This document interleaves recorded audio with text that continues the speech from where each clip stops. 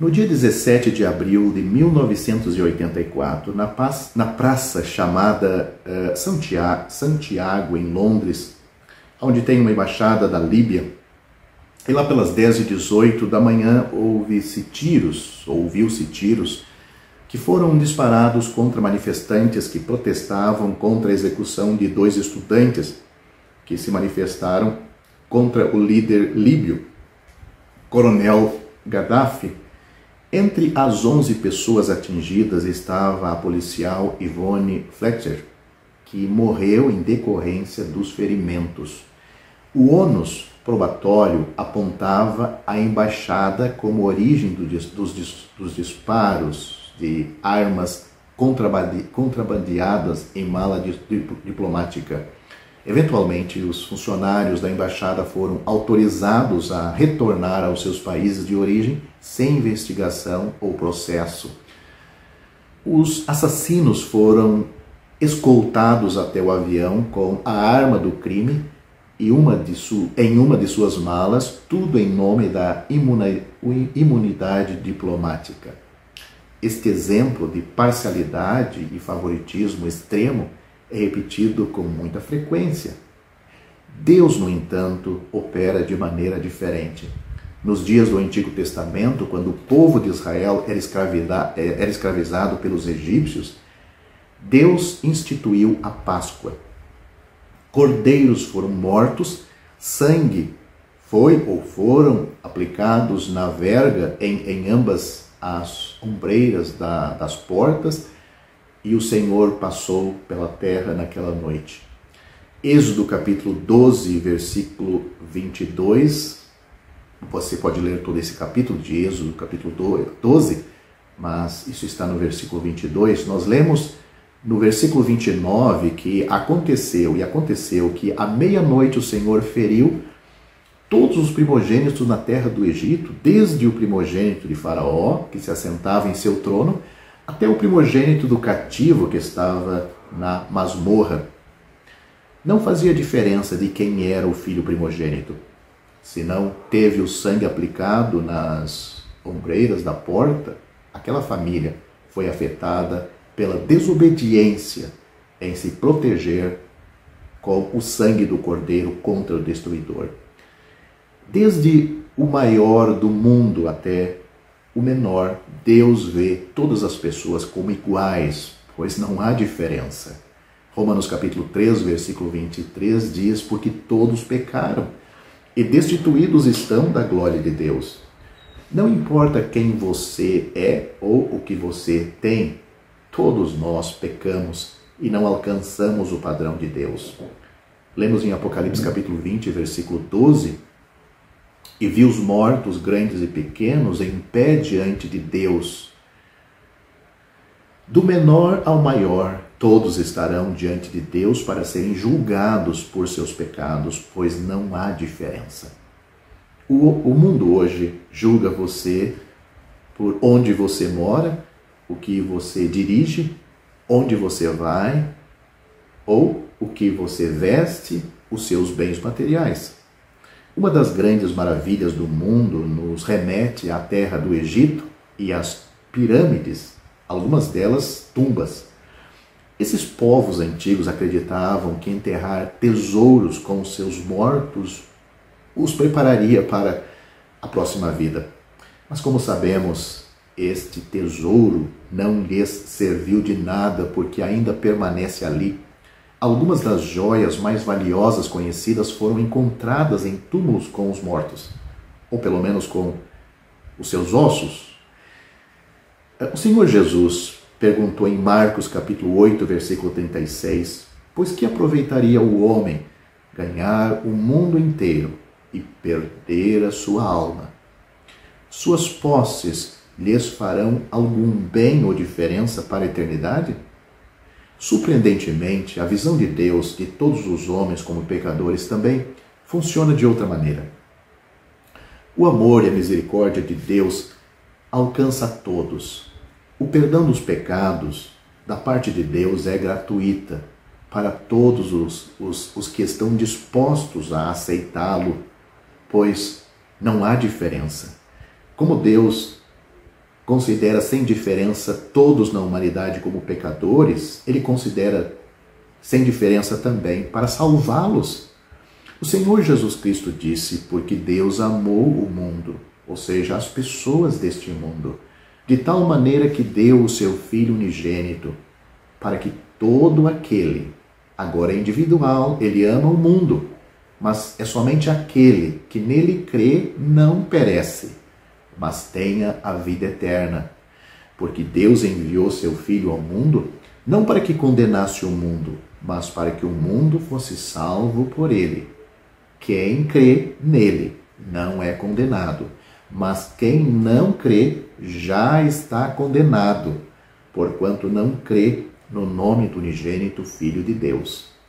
Essas palavras do Senhor Jesus estão em João capítulo 3, do versículo 16 ao 18. Paulo disse, mas Deus, que é riquíssimo em misericórdia, pelo seu muito amor com que nos amou, estando nós ainda mortos em nossas ofensas, nos deu vida juntamente com Cristo. Pela graça sois salvos.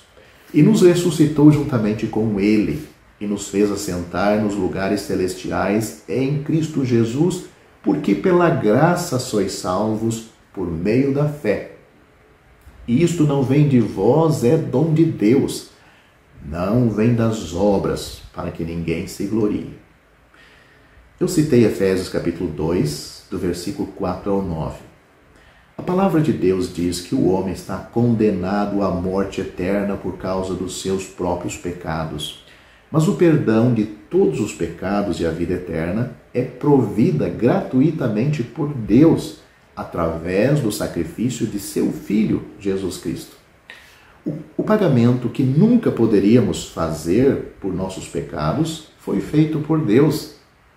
Deus oferece hoje uma salvação e você tem que aceitar pela fé. Ao rejeitar esta salvação, com a morte você será lançado no inferno e depois julgado no grande trono branco e lançado no lago de fogo. Se o Senhor Jesus vier para arrebatar os salvos, você fica neste mundo para ser condenado e, enfim, terminar no lago de fogo. A vida eterna é oferecida de uma forma gratuita, pois Deus não faz acepção de pessoas. O Senhor Jesus disse aos incrédulos de sua época, que não queriam crer nele para serem salvos, ele diz que vós não credes porque não sois das minhas ovelhas, porque já vos tenho dito. As minhas ovelhas ouvem a minha voz, e eu conheço-as e elas me seguem, e dou-lhes a vida eterna e nunca hão de perecer, e ninguém as arrebatará da minha mão. Meu Pai que mas deu é maior do que todos, e ninguém pode arrebatá-las da mão de meu Pai. Eu e o Pai somos um. João capítulo 10, do versículo 26 ao 30. O Senhor Jesus disse mais, eu sou o caminho, e a verdade e a vida, ninguém vem ao Pai senão por mim. João capítulo 14, versículo 6. Disse-lhe, pois, Jesus outra vez, eu retiro-me, e buscar-me-eis, e morrereis em vossos pecados. Para onde eu vou, não podeis vós vir. E dizia-lhes, vós sois de baixo, eu sou de cima. Vós sois deste mundo, eu não sou deste mundo. Por isso vos disse que morrereis em vossos pecados, porque se não credes que eu sou, morrereis em vossos pecados. O Senhor Jesus disse aos judeus incrédulos que não queriam ele como Salvador, e está registrado em João capítulo 8, do versículo 21 ao 24. Assim vai acontecer para todo aquele também que não quer ele como seu Salvador pessoal. Deus, nosso Salvador, quer que todos os homens se salvem e venham ao conhecimento da verdade. Porque há um só Deus e um só mediador entre Deus e os homens, Jesus Cristo, o homem, o qual se deu a si mesmo em preço de redenção por todos, para servir de testemunho a seu tempo. Eu citei agora 1 Timóteo, capítulo 2, do versículo 3 ao 6. Portanto, Eu finalizo esse vídeo com a seguinte pergunta: qual vai ser a sua atitude para esta mensagem gloriosa? Existe salvação para você? Esta salvação não depende de você, do seu pastor, do padre missionário, da igreja, do seu batismo, do seu dízimo, da sua oração, nem mesmo da leitura da sua Bíblia, das suas boas obras. Depende de Deus. Depende da sua atitude para com Deus. A salvação é de Deus e é de graça. Graça para você e para mim, porque não temos como pagar esta salvação. Ela é cara demais. Enfim, tudo que Deus faz é muito caro e nós não podemos pagar. Tudo que Ele dá para nós é de graça. O sol é de graça, a lua é de graça, a água é de graça. O ar que respiramos é de graça. São coisas caras que nós não podemos nem pagar, nem criar e nem manter. A salvação, que tem muito mais valor do que essas coisas criadas, porque na salvação Deus dá a vida eterna, uma vida incriada, para todo pecador que Ele salva. Foi baseada na morte do Senhor Jesus. É um custo que não temos como calcular nem como avaliar, mas sabemos que está consumada esta obra da salvação, porque o Senhor Jesus disse antes de morrer na cruz. A morte não alcançou Ele exaurido e inconsciente, não. Ele entregou o seu espírito porque Ele tinha poder sobre a morte. Ele tinha poder para consumar a obra para a nossa salvação, e lá na cruz Ele disse que estava consumado. O apóstolo João, que estava ao pé da cruz, ouviu suas palavras e registrou no seu livro, João capítulo 19, versículo 30. Portanto, pela graça sois salvos por meio da fé. Não vem de vós, é um dom de Deus. Não vem das obras, para que ninguém se glorie. Nós recebemos esta salvação pela fé, confiando em Cristo como nosso Salvador pessoal, compreendendo que os nossos pecados estão nos levando para o inferno, que é bem merecido.